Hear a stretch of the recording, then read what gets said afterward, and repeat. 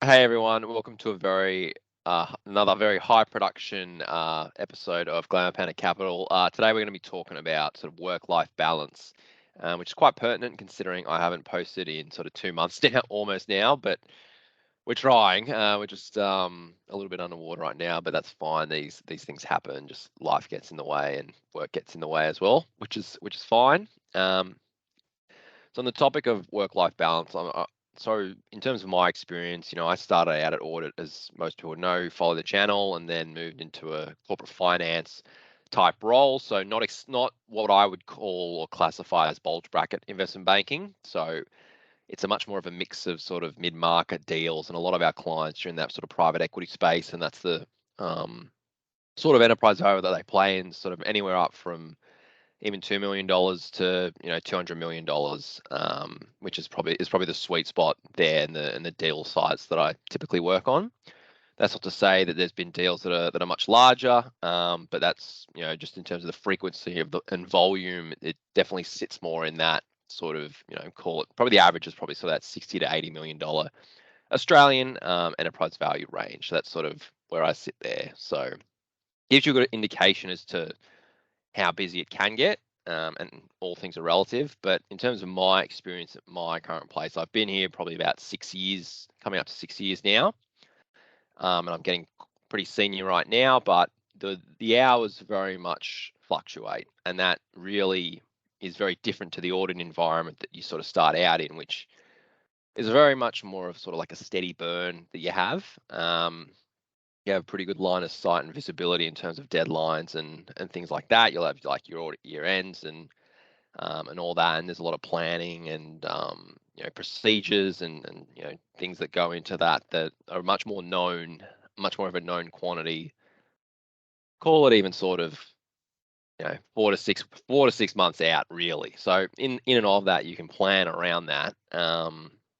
What that does mean is that I found there's a bit more sort of an aspect of presenteeism in the sense that you're there, but you're not perhaps not as productive. You're probably not fitting as much as you can into the day just because there isn't that sort of overwhelming sense of pressure in terms of imminent client deadlines and things like that. And depending on how you view it, audit, some people think of audit as a necessary evil rather than sort of a value add type service, which is fine.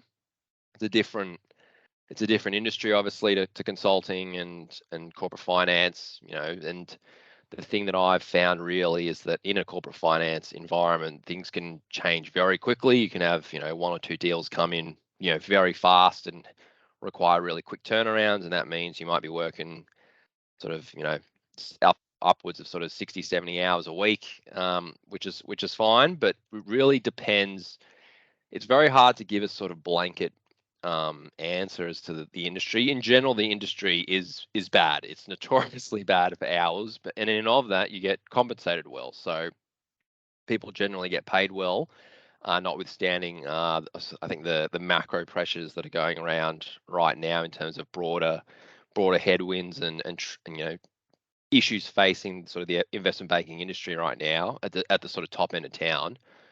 But in that sort of mid-market private equity space, there's still a lot of players with capital that needs to be deployed and hasn't really been deployed well or at all throughout the COVID period. So there is this need that they're still looking at deals. There's still that level of activity, and it really depends on it's a case by case basis. You can be at a firm where you might be pitching a lot, you might be doing a lot of BD type work and putting together pitch decks and all that type of stuff.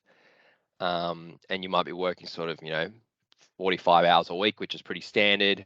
Whereas if you have two or three or four or five live mandates at any given time, you can be much more under the pump, um, much more time commitment in the sense that you'll be working pretty late during the week, call it midnight. Midnight, especially if you're at a lead advisory focused boutique. Well, the firm I'm at very much touches on valuations. Due diligence is probably half the work I do now, so that's buy side and sell side advisory work, and then the rest is sort of lead advisory and a mixture of financial modeling engagements and things like that. But the lead advisory can be quite, when you're at a firm and and you don't have the support structure in the sense that you have 4 or 5 people in your team or whatever it is. If it's just you and the MD and maybe an associate or something, then there's just that inherent pressure of having multiple jobs. And oftentimes things coincide where you're working very long hours, and you're just spinning plates and all that.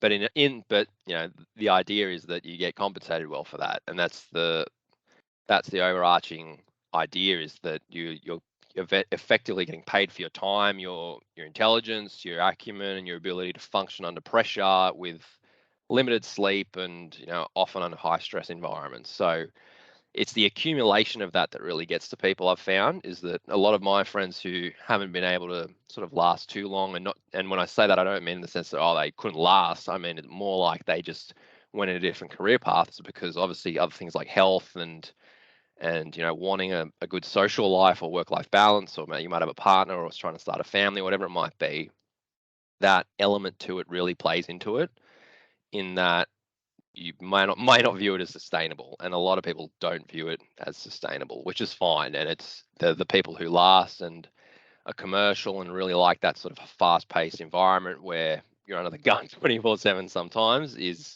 are the people that do really well in investment banking, and particularly the lead advisory type work in and of itself. But I've been sort of rambling on a bit, but if I had to really ballpark, in terms of hours, and because people would go, oh, how many hours is it? How many hours do you work a week? And it's one of those weird things. It's like I could work, say, 40 hours a week, but if everything is really urgent, and you're signing in a SPA, and you're at the pointy end of a deal, and things are really under the gun, and you need a lot of turn things around quickly, that can be way more stressful than working sort of 60 hours a week, and then you're putting together a data pack or a model or whatever it might be, where you've done it a million times and you know how to do things, and the process and all that. So it feels weird. It's hard to explain, and it's just that sort of intensity, I think, of the work that gets to people. But it can really vary anywhere from, when I'm busy, I'd say I'm probably at sort of 60 hours a week, which sort of coincides with the fact I'm sort of more middle market deals rather than sort of top end of town deals, north of $1 billion on the reg, which makes sense. And then when I'm not too busy, and when I've got maybe one engagement or maybe 2 engagements, and things are spaced out well, then I'll probably working sort of 45 hours a week or something like that. But there's obviously, as you get more senior, you do more business development type work and commercial stuff that supports the practice and things like that. So it's very different.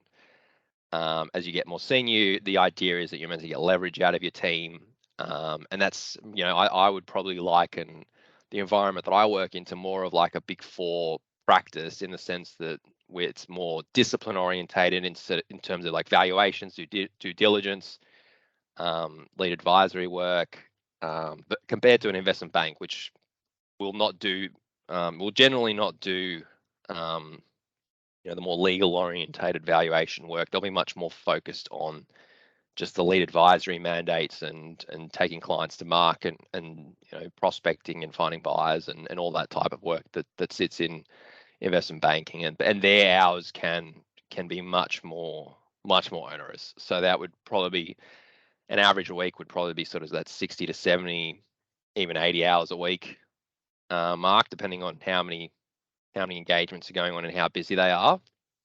But there is no doubt that it is a tough industry. If you do not function well on limited sleep, or am not someone that can push through it and keep your ducks in a row and maintain healthy habits insofar as like eating and dieting and exercise and all that, because I'll be working late and I'm still going to go to the gym. I'm still going to go to the gym at lunch. I'm still going to go to the gym at 6 o'clock. I'm still going to try and get 7 hours of sleep, in spite of it all, and the pressure and whatever you feel. And you have to remember, at the end of the day, this isn't, you're not an ER doctor. You're not saving lives. It's, at the end of the day, you're pushing numbers around Excel and PowerPoint, and that's not to be glib about the profession or anything like that.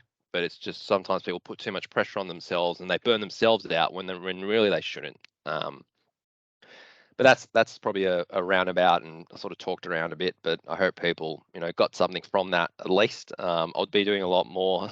I feel like I've said this so many times, but I'm gonna try and do more, even if it's just this low production from my minimalist fucking house or something in my teams when I've got a spare 5 or 10 minutes. But that's at the end of the day, the work is challenging depending on where you go, and the practice and your MDs and your partners and things like that. The work, if you get into a good place with people who respect your boundaries and your time, and you've got managed to build up goodwill, that it can be a very rewarding career path to work, because you develop so many skills in terms of business acumen and commerciality.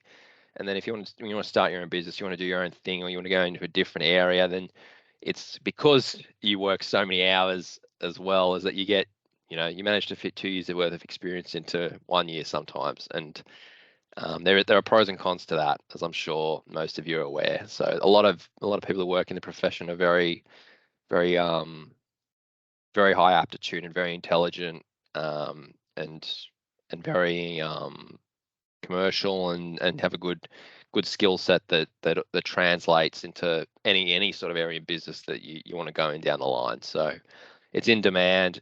I know the top end's struggling right now just because of all the interest rates and the general sort of macro themes, but there's a lot of scope as well for that sort of turnaround and restructuring type work that a lot of distress funds look at as well. I can jump into that a bit more in a different video, but that's just sort of the brief overview of sort of a work-life balance in terms of corporate finance.